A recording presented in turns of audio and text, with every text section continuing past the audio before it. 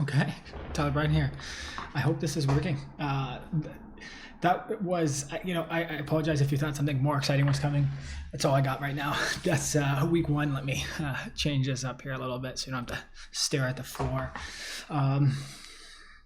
So all this is learning the guitar week one.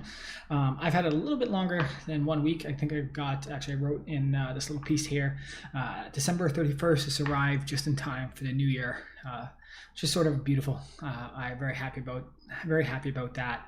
And like many things, there's this initial rush and addictive quality, especially when it's related to music. I'm a huge fan and lover of this, and both for my own sake, to reinforce what I'm actually learning, I've always loved to try to, put it down into an article or at least notes for myself. In this case, I'm actually trying to turn it out much more of a public asset. That being said, at one point this was called Guitar Lessons Week 1, but I'm like, I am not teaching lessons, I am learning the guitar. And I hope that even this isn't a bad title, because it's like, I don't want people to think that I know how to play the guitar and then find this as a research. This is more my journey documenting learning the guitar. I'll see if I can pull this baby up here. I am on the other side. Let's go back over here, my friend. I'll drag and drop. That's not a picture of me. That looks like a very fancy guitar. I like it a lot. And really just wanted to take a couple seconds to, more than a couple seconds to be honest, to walk through what I've learned from week one. And again, hopefully if you are somehow coming across this, I would hope maybe you're more of a beginner and you're also learning and just trying to find other people who are sort of learning at the same stage and what they're learning and going through. And then if you're much more further along the guitar journey, I would appreciate if you corrected me on everything that I'm saying wrong here. Really trying to sort of this idea of live learning and crowdsourcing information and knowledge. And so let's walk through this a little bit. First of all, this has been an absolute joy. I've had so much fun this week, and really, I guess I'll talk about it in a couple of things, but this idea of doing 5 minutes a day, that can spiral out of control pretty quick, and you just have these wonderful moments where sort of time disappears.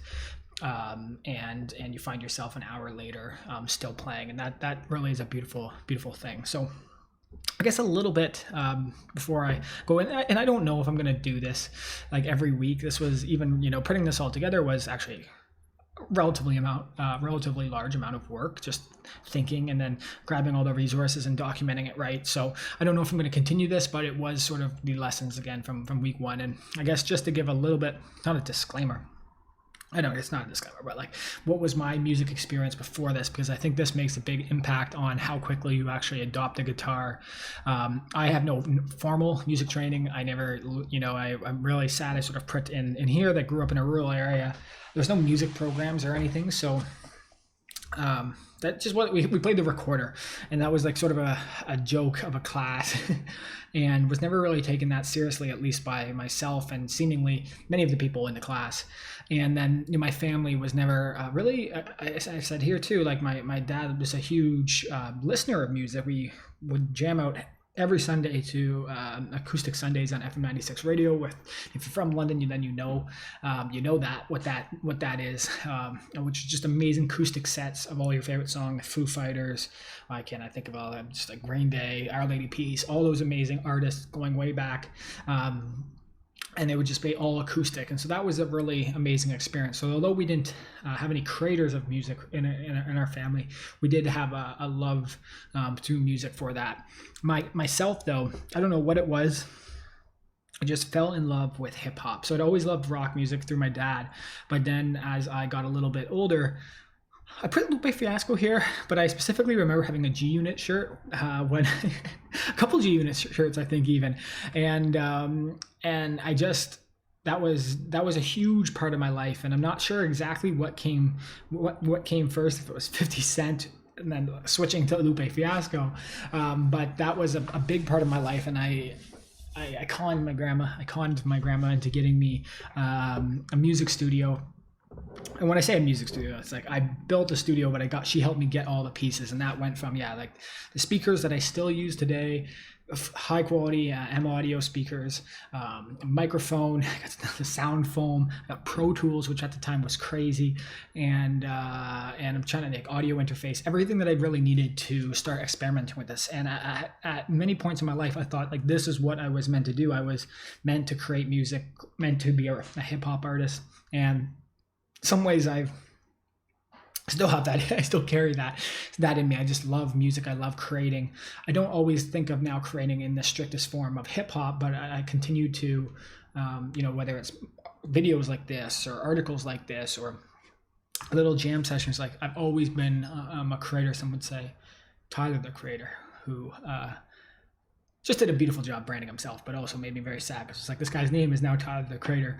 What am I going to do? So, and some of my first music, I still have, I don't know what I'll ever do with it. Like, but I just made, a reference to the first song I ever recorded, which was completely compressed and recorded too loud, so it clipped the whole time, but it was called Moment of Barbarity on the Moment of Clarity instrumental that Jay-Z performed on. And that was, that was a young, angry boy. And that was a lot of it for me. Like I relatively just, seeing the divorce of my parents and just some conflict in the family, like music was this avenue for me to get it out. And when I even look back at some of the lyrics I was writing, I have them all in a Google Doc, almost every lyric I've ever written. A lot of sad themes and anger from 12 or 13 on all the way through university. And, frankly, I don't write as sad stuff now. But at many points in my life, it's been a completely cathartic, therapeutic space for me to actually either just write it down and then actually record something if I had that ability. I did actually release music. Will this work? I don't even know if this will work. I do have clips. Yeah. So Care About Me. This was a song I shared, created by One Tone, and you can see like lots of people commented on it and liked it. And this was a really beautiful moment for me. People continue to listen to this, and I have to translate what they say sometimes. It's a very unique Spanish following who likes it, but this brings so many memories. Like I can't, it was me recovering from a dark time in my life, and you can see some of the lyrics, like it really did connect with people. So I wish that I had done more of this, and I will still at some point. It's just the balance of life that comes on later when you're trying to do other things and just trying to make that space and feel authentic while you're doing it. I did a lot of jamming with FL Studio, Alesis V16. I got this MIDI keyboard here as well. Can I see this? So FL Studio is an incredible, sort of like Pro Tools, but made a little bit more for beat production. And lots of great artists use this. I know a lot of people switch over to Ableton, but FL Studio is very intuitive to pick up and actually create music with as well too. So if you're looking, what they do for the free is like you can create it. You can create a song, but then you can't save it, or you can save it, but you can't reopen it. So that's how you can actually start to expand and explore with it. And then once they've got some artists here that have actually used it. That's cool. Yeah. So some these are not like, bad artist ninth. Wow. Cool. Sorry, I got distracted by that. Too many things clicking. And then the Alesis keyboard, which has the pads on it as well too. I know I'm in the way, but you can see the pads here. So this is all awesome things to help create. And I've spent, like any person who loves music production, can get pretty pricey, and I've spent a lot of money over the years on all this stuff. But now I have a pretty incredible little setup for ever wanting to create. Yeah, so I hope to create more. The part that is interesting, I think, is because there's no formal training. We'd see people on the guitar, and you always see these complex, people like like, how does this happen? And I always felt so intimidated by music theory, and I think there's so many of us who, once you get a little bit older and you never invested in it, you never did it, or you didn't have that formal training when you were younger, you start to get, just start to think it's impossible to actually learn. And that's something I know that I felt over and over again, and why I've never really done production, even though I love to rap and create rhymes. It was always sort of intimidating to think, like, I don't know music. No one's ever taught me, so I just don't think I'm ever going to start. And that's how I felt about the guitar for a really long time. And for some reason, I'm not exactly sure why, I wanted one. And it was sitting on my Trello. I use Trello for project management, but just also my normal to-do list kind of things. And it was on there for a long time. And it was specifically, it really popped up in my birthday. I was like, I want to get this for my birthday, which is in August. It didn't happen. And then it just had a difficult end to 2020. A couple personal things, some business stuff, and you know, it wasn't the only reason, but I think it's a beautiful trigger point. That was the final decision for me to get it, and it arrived on December 31st. And really, what it's allowed and what I'm so excited about already is just this powerful meditation. Like as you get playing, and especially as you're trying to learn, when you're not focused, when you're not paying attention, you are not sounding good. So you know, you have to be present in that moment, and that's what I'm really looking for right now, besides the work and beside everything else, to navigate through you know, some stress. And then also, you know, it just becomes this, it's not a distraction, but it's this wonderful practice to bring yourself into the present moment. So sorry about this sip that I'm about to take. I hope this is recording properly. I've been looking at some stuff on YouTube too, and I apologize I'm not doing like nice cut clips and everything. Like I wish I could invest more time in production. I hope this is okay.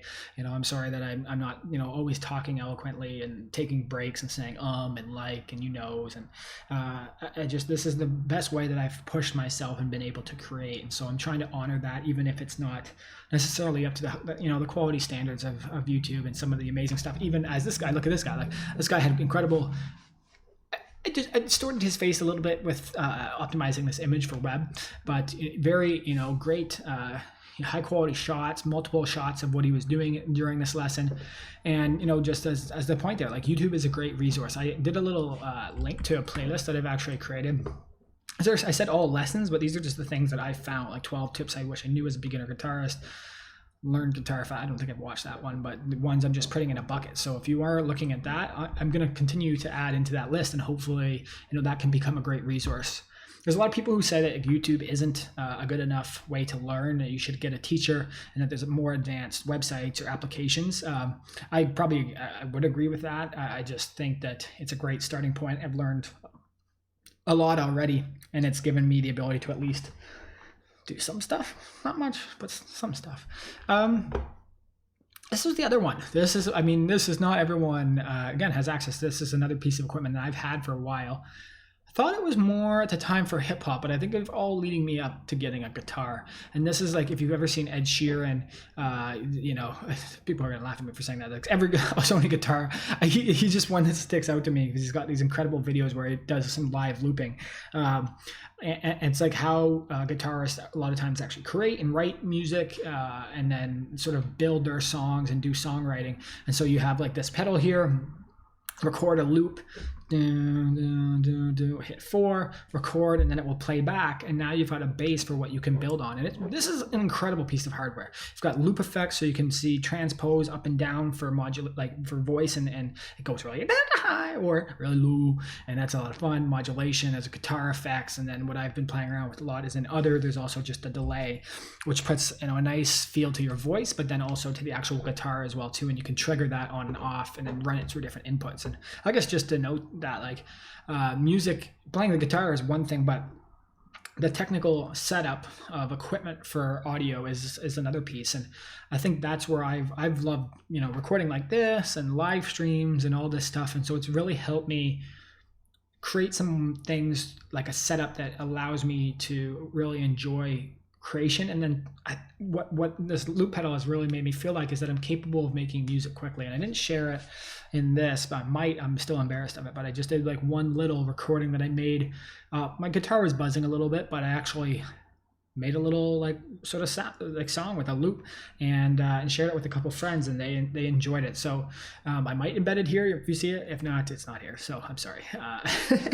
And I'll share this link to this page, which is Learning the Guitar Week 1 on tylerbryden.com. I'll share this wherever this ended up being posted.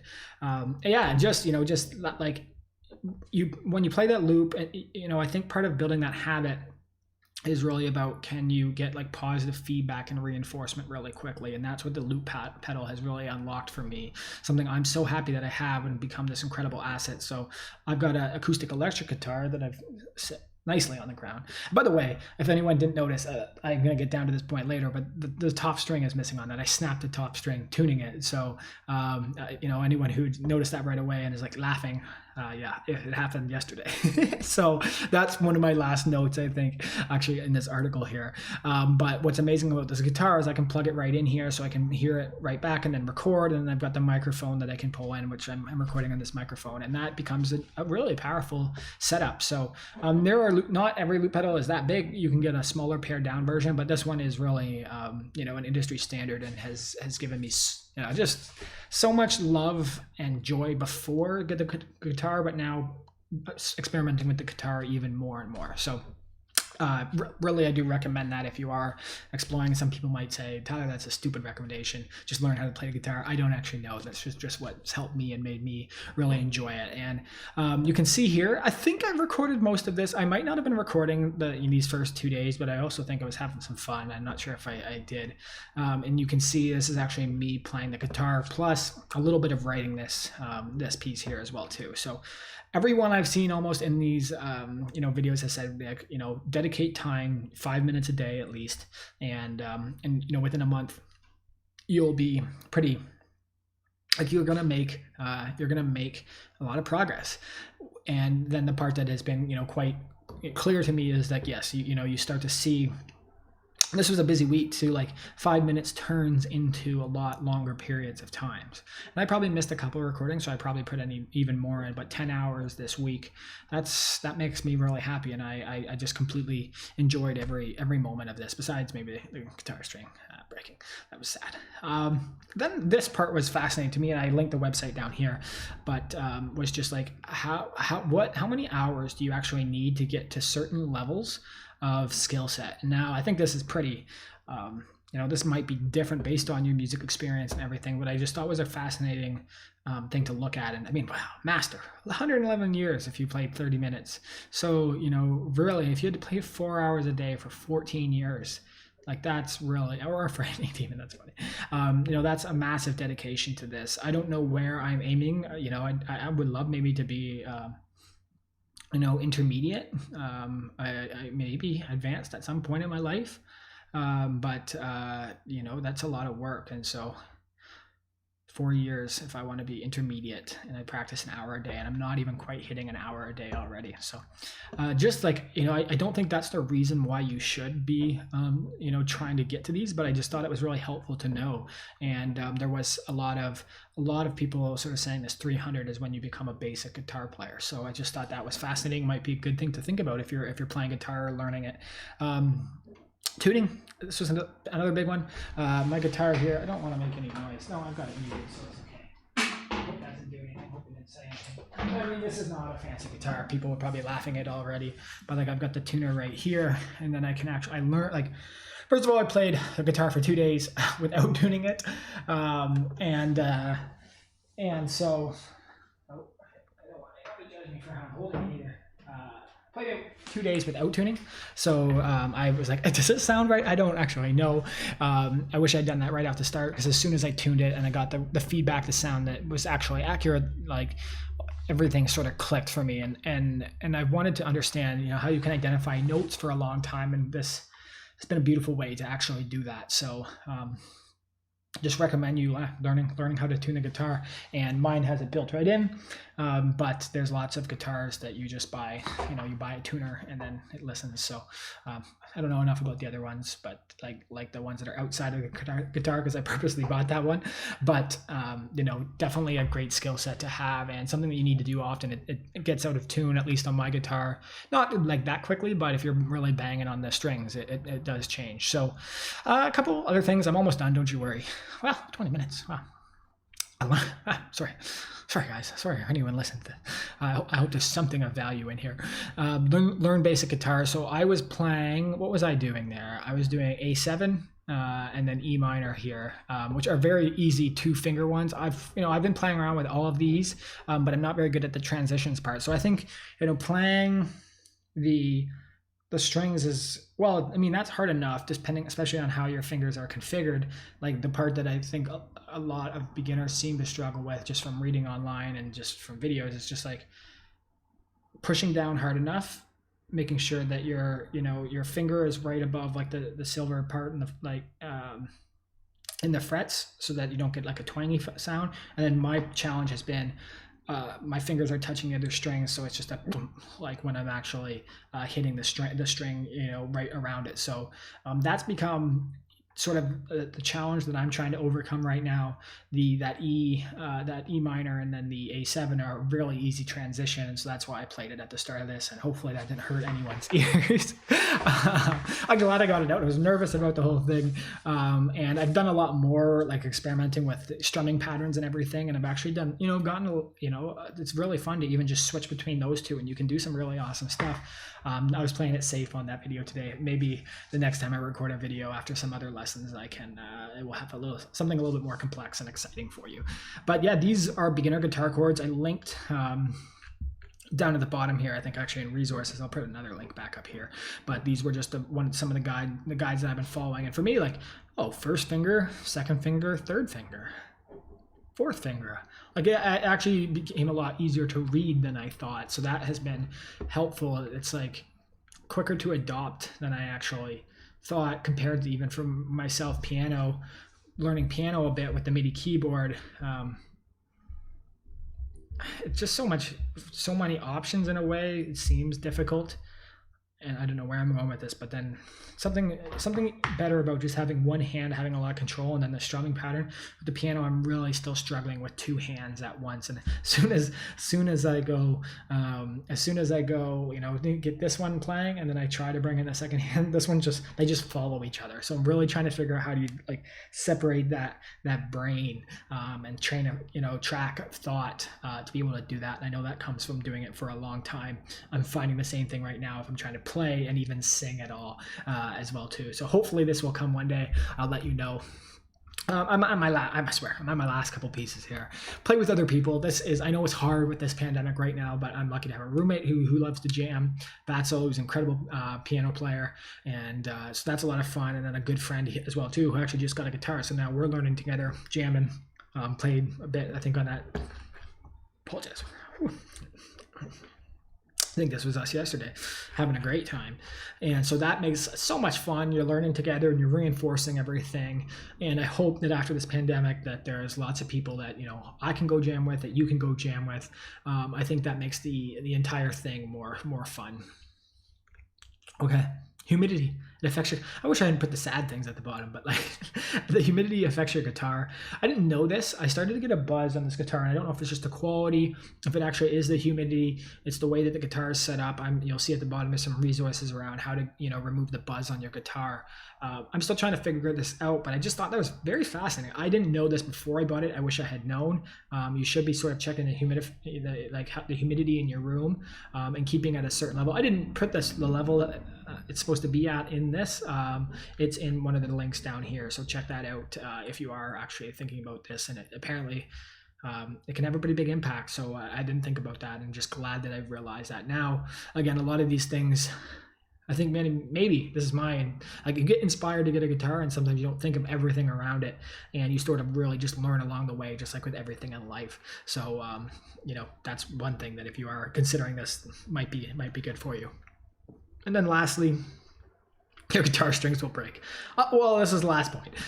You know, my top string is gone already. Make sure you get some backup strings. I'm gonna order some here. I'm sitting on 5 strings right now. But I was tuning the guitar, and I was trying to figure out what's going on with this buzz. I had not pulled the strings tight enough, and on that top E, snap. Luckily it didn't hit me in the eye or anything. It's probably dangerous. Like, it seems like it could really hurt. And so ting, I put is the sound. I don't know if that is actually the sound, but the string was gone. And for a moment I was just like very sad. I'm like, was this supposed to happen? Have I just done something wrong? And like, I just didn't consider that this happens all the time. You should learn how to restring a guitar. That's another resource that I found on YouTube and have really sort of explored. You know, so I will try to do the restringing for the first time, and I think you know, as much as playing the guitar is fun, it's also about the maintenance and taking care of it. And so I'm actually excited to learn that. So I'll share the resources when it gets to that. Those are a couple other just links sort of here. You can see a lot of them around fixing the buzz. I'll dump some more links in here that have been valuable along as I go, or in the next sort of video or iteration I do of this. And then just in conclusion, wow, didn't think it was going to take this long. Sorry. But you know, I'm addicted. It's so much fun.